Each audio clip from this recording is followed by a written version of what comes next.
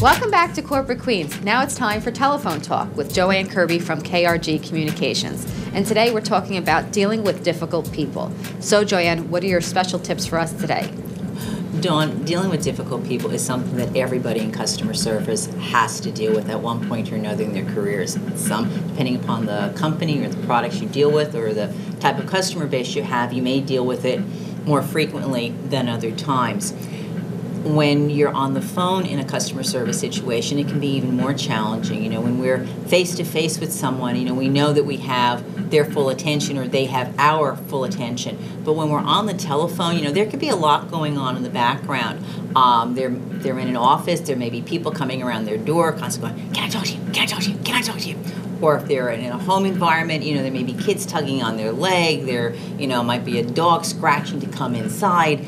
All sorts of distractions, and it's very easy in those cases where you may not have their full attention or they may not be paying as close attention to you as you'd like for a problem to escalate into an even more involved situation. So there are a few things that we can do to kind of diffuse customer service situations when people aren't happy with us for whatever reasons. You know, everyone, I always say that, you know, people are of all types.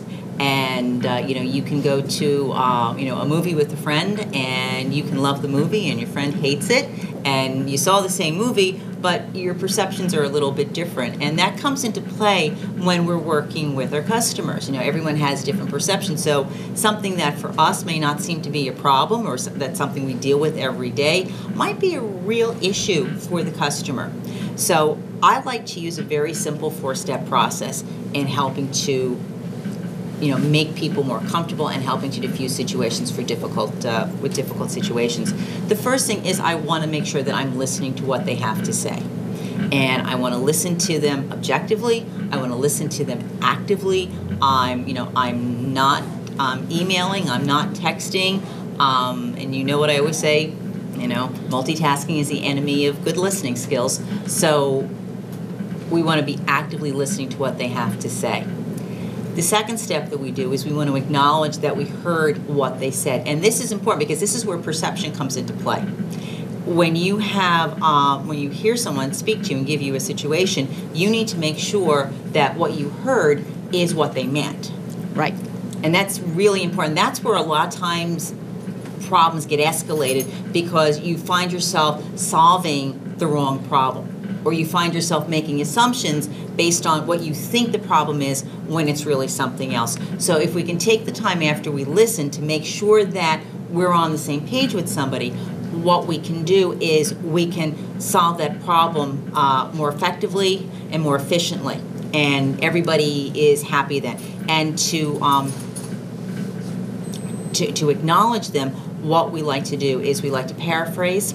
And it's just a simple matter of saying back to them in your own words. In other words, Dawn, what you're saying to me is, and finish the sentence, pause, and wait for the customer to acknowledge that it's correct, or they will correct you if you are incorrect. And in either case, they'll give you more information.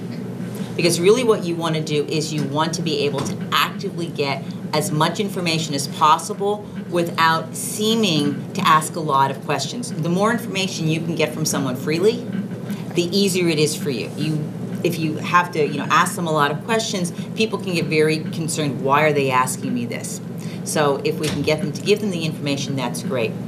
Then what we can do, based on the information we've been given, then we can ask some questions based on our knowledge of the product and what we've been told so far. We can ask certain questions that will help us more fully understand what the situation is.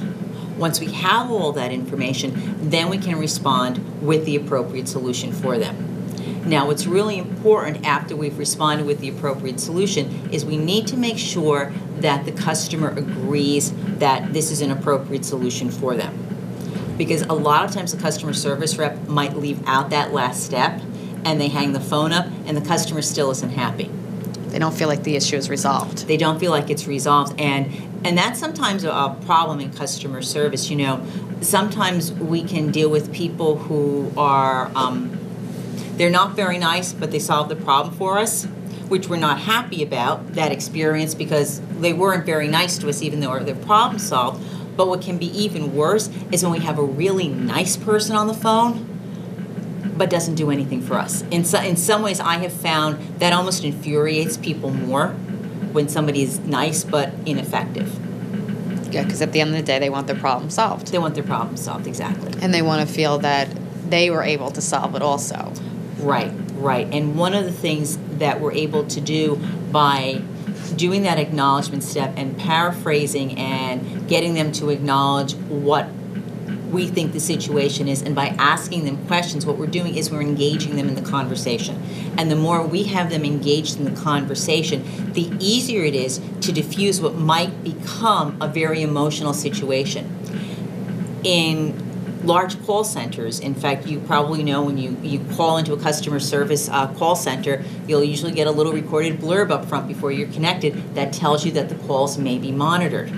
And I've done my fair share of monitoring calls in my career, and I have to tell you that so often when I listen to customer service situations that there were problems that escalated, I can see in the conversation where that problem began to escalate, and 90% of the time it was a customer service rep who had the misstep. Right. Or didn't listen properly. And then, like you said, there was assumptions made on the customer services end. Mm-hmm. And again, the person on the other side was talking about something completely different. And exactly. You weren't solving their issue. Exactly. And it's awful for the person who's involved in the situation. But from a standpoint of somebody listening, it's just fascinating to see how frequently that the problem isn't so much the customer is difficult, but that the customer service rep is creating the difficult customer by either being unable to help them. And this is the fault of some organizations. Some organizations don't empower their people enough to solve appropriate problems. And that's something that needs to be addressed, in their department meetings, and let higher ups know that we could have less, more turnover of calls. We could have less calls. We could do things more quickly. We could handle other things. We could handle more work if we didn't constantly have, these long, drawn-out problems. Well, I think a good component of customer service is documentation as well. And what you'll come to find is a lot of times companies don't have documentation on issues or problems that they're trying to solve. And ideally, you could put a plan together for someone because of this documentation, but they don't take the time and see that as an important step in training. Exactly. And sometimes when you take the time to document, you'll find where your problem is. Where is the problem in these conversations where the wheels are coming off the wagon, and now we're escalating to, somebody screaming, or somebody using, abusive language at you. What could have been done to avoid that in the first place? And that's why monitoring calls is so important. And I know there are sometimes, people out there who don't care for it, but I have to tell you, it's probably the most effective tool that we have to ensure great customer service in organizations is the fact that we can listen to both sides of a transaction. I've been in situations where I have listened to conversations that had I only heard the customer service rep, I would have thought they had done a great job. But listening to both sides of the conversation, it became obvious that although the rep was very pleasant, although the rep knew the company and knew the products and knew how to solve problems, they were solving the wrong problem. And ultimately, the person goes away from the conversation, and about 5 minutes later, the customer thinks, wait a minute, and now you've got another call into your organization. So by not being able to handle the calls properly in the first place, by not listening, by not making sure you're on the same page, by not, recommending an appropriate solution that will actually help them, you're actually creating a situation, you're creating that difficult customer. So you want to, confirm the issue or confirm the problem, like you said, paraphrase. And now, how important is the pause in the conversation? Oh, I love pauses. Pauses to me are absolutely great, and I always think that people should, when they put together any type of, even an outbound presentation, you should build pauses into your presentation. One, when you build a pause into a presentation, it doesn't seem rehearsed. Even if you've done it on purpose, the other party may not realize that. But two, when you pause, you're giving that other party an opportunity to break in and talk to you. If you keep talking and talking and talking, that other party, again, they may not be completely engaged, or they may miss. We spend a lot of time talking about listening skills in terms of our customer service reps, but what we have to realize as well is there's somebody on the other end of the phone, they're listening as well, and you know what? Their listening skills may not be very good. So we have to take that into consideration, which is why when we pause and we allow people to talk, or we ask them open-ended questions as part of our problem-solving technique that allows us to learn more about them. The more we can engage somebody in the situation, the easier it is to solve a problem, because now that person has buy-in. Right, because you want open communication. Exactly. And if you're not asking the right questions, it's more of a closed communication, and that's going to irritate and escalate the person on the other side. Exactly. And I would also agree with you in the fact that if they're not able to solve the problem, or they believe that they're making assumptions and not answering or resolving the issue for them, that person does go away. And a lot of times when you're on the other side, you actually forgot the conversation, or you were, like you said, not listening or half listening, and then they're not able to get the resolution. And part may be the person on the other side, exactly, the customer's issue, because they weren't listening. Yeah. And now what you have, they realize that they didn't get the resolution that they want. They'll call back in and hope to get somebody else. Absolutely. And how many of us have done that? We talked to one rep, we didn't like what they said, we call right back and hope to get somebody else. And when that happens, it's really a waste of resources for that organization. So you really want to try and keep that to a minimum. You want to make sure that everybody gets off the phone with you, understands what's going to happen. And that's why I mentioned before that after you make your recommendations, you want to make sure you get an agreement from the customer that this is the course of action that we're going to take. So you want to close the call. You want to close the call, right. It's very interesting, Dawn. The techniques for handling difficult customers and resolving customer service issues are almost exactly the same as I would use in a sales presentation to overcome objections. Yeah, I would agree with that. It's a very similar technique. So bottom line is you need to train your customer service reps. Exactly. I would agree with that, because there are many sales techniques out there, many schools of thought. Exactly. And at the end of the day, it's about building relationships and not necessarily following a blueprint or a script.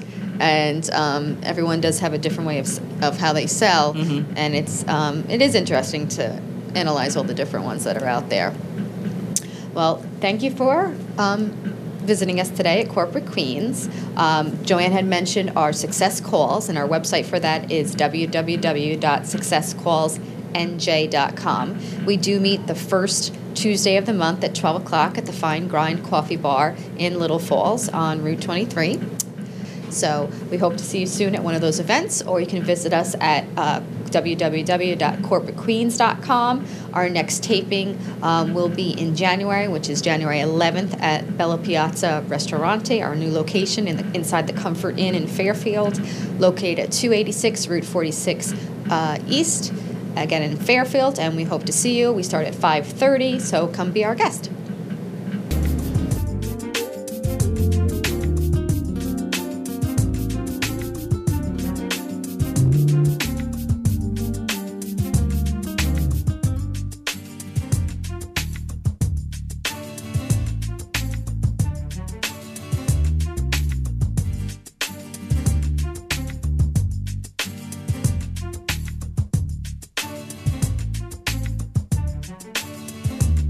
Mm-hmm.